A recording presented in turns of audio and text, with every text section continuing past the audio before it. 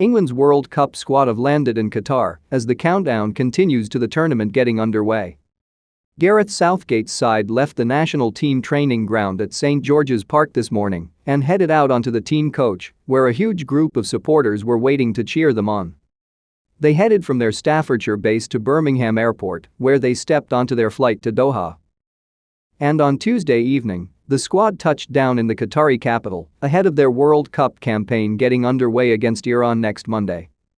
They arrived at around 8:30 p.m. local time in Qatar, 5:30 GMT, and the players looked in a relaxed mood as they exited the plane. The squad will now complete a light training session this evening before serious preparations get underway at their Al Wakra training facility on Wednesday, ahead of next Monday's tournament opener.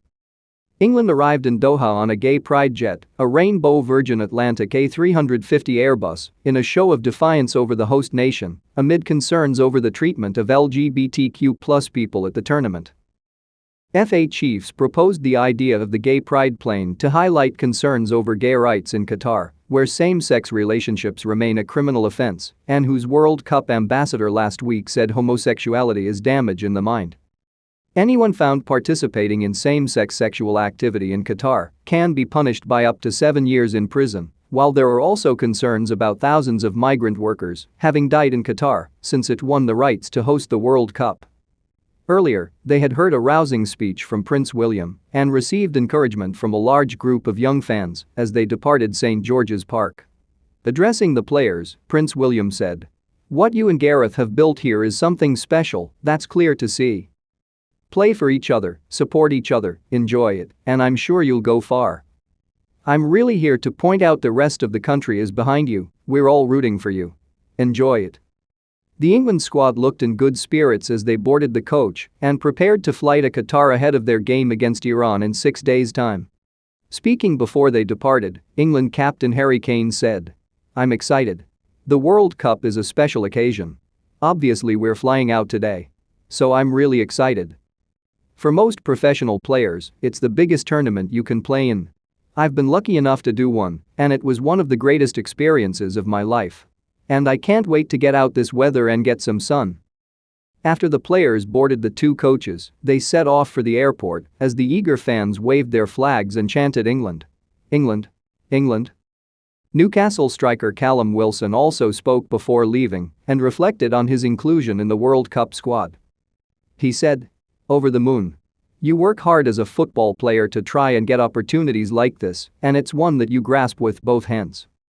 Life's all about timing. I've had 3 years away. The pinnacle of my career was scoring on my debut for England. It's a moment I want to add to. Going to a World Cup, there's great opportunities to go and make history." England opened their campaign against Iran on Monday before further group stage matches against the United States on November 25 and Wales on November 29. FIFA has urged countries to focus on football during the competition, but Southgate has said it is highly unlikely that England will do so.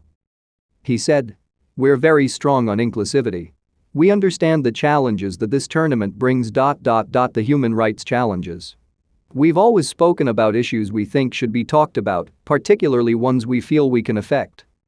In an emotionally charged speech on the eve of their World Cup departure, Southgate urged his players to write their own history.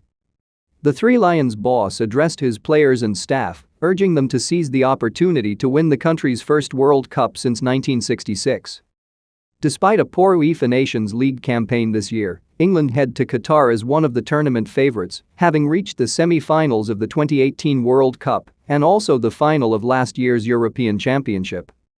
And Southgate genuinely believes England have a chance of winning the World Cup for the second time and urged the current crop to become the best in history.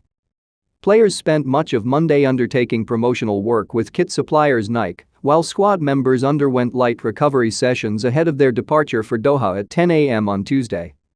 The FA also organised for a mystery guest to attend Monday's festivities at St George's Park as Southgate looked to tap into his players psychologically.